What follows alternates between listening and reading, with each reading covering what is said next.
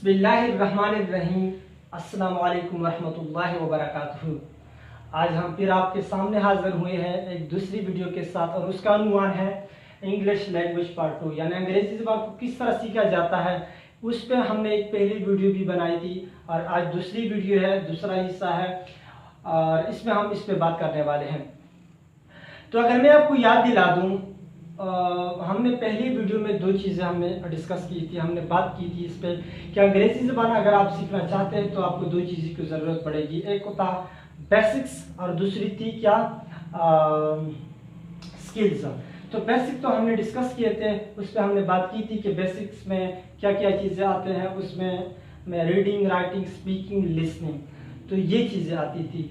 और वहाँ एक मैं चीज़ भूल गया था, आज मैं आपके सामने उसको रख दूँ कि वो क्या थी। एक पांचवी चीज़ भी है थिंकिंग। ये जो नए रिसर्चर हैं, नए जो तहकीक करने वाले हैं, वो कहते हैं कि थिंकिंग जो है वो भी ये एक बुनियादी चीज़ है किसी भी ज़बान को सीखने के लिए।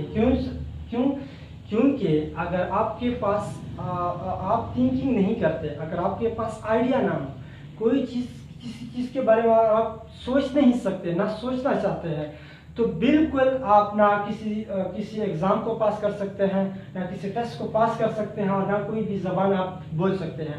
क्योंकि जो थिंकिंग जो है ये क्या करती है, आपको आइडियाज़ की तरफ लेके जाती है। यानी अगर आपके पास आइडियाज़ हो, मुख्तलिफ आपके पास सोच हो, तो क्या करती है ये आपको थिंकिंग की तरफ लेके जाती है। और थिंकिंग ये जो आइडियाज़ हैं ये आपको इंग्लिश लैंग्वेज की तरफ लेके जाती है। मतलब ये हुआ कि अगर आप थिंकिंग करते हैं तो you will be a great philosopher, आप फिलोसोफर अच्छे होगे, या आप क्या होगे, आपकी ज़बान भी क्या होगी, मजबूत होगी, अच्छा आप स्पोकमैन होगे। तो ये चीज़ जो थी थिंकिंग है। इसमें जो दूसरी चीज़ है, एक मिसाल मैं और दूँ कि ये जो थिंकिंग और स्किल्स जो हैं ये क्यों ज़रूरी है। ये इसलिए ज़रूरी है कि जिस तरह अगर आपकी पाकिस्तानी शनाख्ती कार्ड नहीं है तो आप पाकिस्तान में ना घूम सकते हैं, ना पाकिस्तान में रह सकते हैं। तो इसी तरह बिल्कुल ये स्किल्स जो है, या मैंने जो बेसिक्स की बात की थी कि अगर ये दोनों चीज़ें आपके पास नहीं हैं तो आप ना कोई भी ज़बान ना बोल सकते हैं, और ना उसको समझ सकते हैं, ना आप उसको रीड कर सकते हैं, ना उसके बारे में आप बात कर सकते हैं। मतलब ये हुआ कि अगर आपके पास स्किल्स और बेसिक्स ये दोनों चीज़ें ना हो तो आप अपनी आपकी जो मकसद है कि दूसरों तक, अगयारों तक क्या करना, तबलीग करना, उसको अपना मैसेज पहुंचाना, तो आप वो नहीं कर सकते। यानी बेसिक्स और स्किल्स का ना होना या आपको इंग्लिश लैंग्वेज की तरफ लेके जाती है कि अगर आपके पास स्किल्स और बेसिक्स नहीं है तो आप इंग्लिश लैंग्वेज नहीं बोल सकते। इंग्लिश लैंग्वेज नहीं बोल सकते तो आप अगयारों को अपने मैसेज नहीं दे सकते। आप वो इस्लाम की तरफ आप नहीं बुला सकते। तो ये क्या थी, ये क्या है, उसमें से हमने बेसिक्स पे बात की थी। तो आज हम स्किल्स पे बात करने वाले हैं। तो स्किल्स क्या है, स्किल्स को हम हुनर कहते हैं। यानी अगर इसकी मिसाल हम ले लें कि जिस तरह एक डॉक्टर होता है, उसने अगर सिर्फ किताबें पढ़ी हों, एक अमली मैदान में नहीं आया हो, यानी उसको ये पता ना हो कि ऑपरेशन किस तरह किया जाता है, उसको ये मौका ना दिया गया हो कि ऑपरेशन किस तरह किया जाता है, उसको ये पेशेंट जो होता है, बीमार किस तरह सिया जाता है, तो अगर ये अमली मैदान में उनको नहीं लाया गया हो तो वो क्या कर सकता है, वो ना ऑपरेशन कर सकता है, ना वो अच्छा डॉक्टर बन सकता है। तो बिल्कुल इसी तरह अगर आपके पास ये स्किल्स ना हो, हुनर ना हो, तो यानी जिसमें ग्रामर है, वोकैबुलरी है, कन्वर्सेशन है, अगर आप ये आदमी चीज़ें ना सीखे हों, ना अपने मैदान में उसमें आपने बातें ना की हो, यानी कन्वर्सेशन आपने ना, आपके पास अल्फाज हों, ना आपने उस पर बात की हो, ना आप अल्फाज को किस तरह अपने जगह पर रखा जाता है, बोला जाता है, तो वो क्या है, ना आपके पास, ना वो आपने वो सीखा हो, ना कन्वर्सेशन कर सकते हो। और तो ये क्या है, तो बिल्कुल आप कोई किसी भी ज़बान वो फिर नहीं सीख सकते हैं। तो उसके लिए ज़रूरी चीज़ें क्या है, स्किल्स हैं। तो जिसमें ग्रामर, वोकैबुलरी और कन्वर्सेशन है। तो पहले हम आते हैं ग्रामर पे कि ग्रामर क्या चीज़ है। तो ग्रामर की तारीफ लोग करते हैं इस तरह के, the rules and regulation of any language is called grammar. बिल्कुल सही है, लेकिन अगर एक टीचर स्टूडेंट के सामने ये तारीफ रख दे तो उसकी कंसेप्ट तो नहीं करके हो सकती कि the rules and regulation of any language, यानी किसी भी जबान के उसूल कवायद ज़वाबित को क्या कहते हैं, ग्रामर कहते हैं। तो इससे तो कंसेप्ट क्लियर नहीं होती। तो अगर इसकी आसान अल्फाज में हम तारीफ करें तो वो ये है कि to put words on suitable place, to put words on suitable place, to put words on suitable place is called grammar. किस तरह, इसकी मिसाल अगर मैं ले लूं तो क्लियर हो जाएगा कि Aslam recites the holy Quran, यानी ये फिक्रा पढ़ने के बाद मैं आप लोगों से पूछूं कि Aslam recites the holy Quran, क्या ये ग्रामेटिकल लिहाज से सही है या नहीं। तो अगर मैं आपसे पूछ लूं कि ये फिक्रा क्या ग्रामेटिकल लिहाज से सही है, तो आप कहेंगे कि बिल्कुल सही है। क्यों? क्योंकि जो सब्जेक्ट है इसमें, जो असलम है ये सब्जेक्ट है, और ये जो रिसाइट है ये क्या है, वर्ब है, और द होली कुरान ये क्या है, ऑब्जेक्ट है। तो सब्जेक्ट, ऑब्जेक्ट और वर्ब जो है ये अपनी जगह पर रखा गया, अपने अपने जगह पर रखे गए हैं, तो इसलिए क्या है, ये फिक्रा सही है।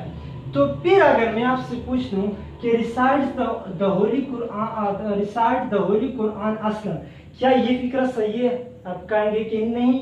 क्यों? क्योंकि सब्जेक्ट जो है, पहले सब्जेक्ट आता है, और फिर इसके बाद वर्ब, फिर इसके बाद ऑब्जेक्ट। लेकिन यहाँ पहले वर्ब आया है, फिर इसके बाद ऑब्जेक्ट आपने लिखा है, फिर इसके बाद क्या है, आपने सब्जेक्ट लिखा है, तो इसलिए ये गलत है। तो बिल्कुल इसी तरह, यानी अल्फाज को फिक्रे में या मजमून में या किताब में अपने अपने जगह पर रखने का नाम क्या है, ग्रामर है। Again I am saying that to put the words on suitable place, यानी अपने अपने जगह पर, मौजूद जगह पर रखने का नाम क्या है, अल्फाजों के रखने का नाम क्या है, ग्रामर। यानी जिस तरह असलम का नंबर पहले नंबर पर, असलम सब्जेक्ट है और ये उसका काम क्या है कि वो पहले नंबर पर आएगा।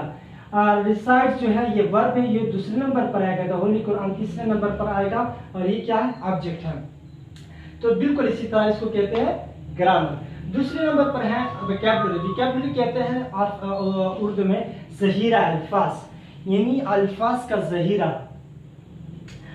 और इसकी तारीफ है द स्टॉक ऑफ वर्ड्स, यानी आपके पास अल्फाज का क्या हो, अंबार हो, आपके पास अल्फाज क्या हो, बहुत सारे अल्फाज हों।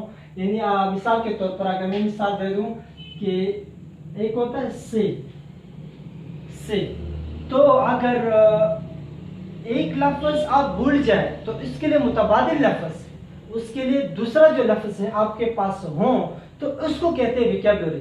यानी अगर आप एक लफ्ज भूल जाए, उसके लिए दूसरा लफ्ज इस्तेमाल करना चाहे, तो इसको कहते हैं वोकैबुलरी। और वो लफ्ज आपके पास हो भी तो इसको कहते हैं वोकैबुलरी, ज़हीरा अल्फाज, यानी स्टॉक ऑफ वर्ड्स, यानी अल्फाज का आपके पास ग्रुप हो, अल्फाज का आपके पास ज़हीरा हो, अंबार हो, तो इसको कहते हैं वोकैबुलरी।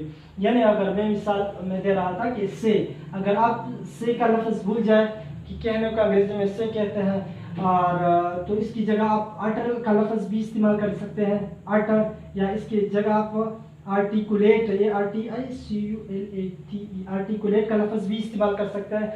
तो मतलब ये हुआ कि सिर्फ से पे आप इक्तिफा नहीं कर सकते, और ना अगर आप ये भूल भी जाए तो आप इसकी जब अटर, आर्टिकुलेशन, टोल्ड वगैरह के अल्फाज इस्तेमाल कर सकते हैं, तो इसको कहते हैं vocabulary in the stock of words.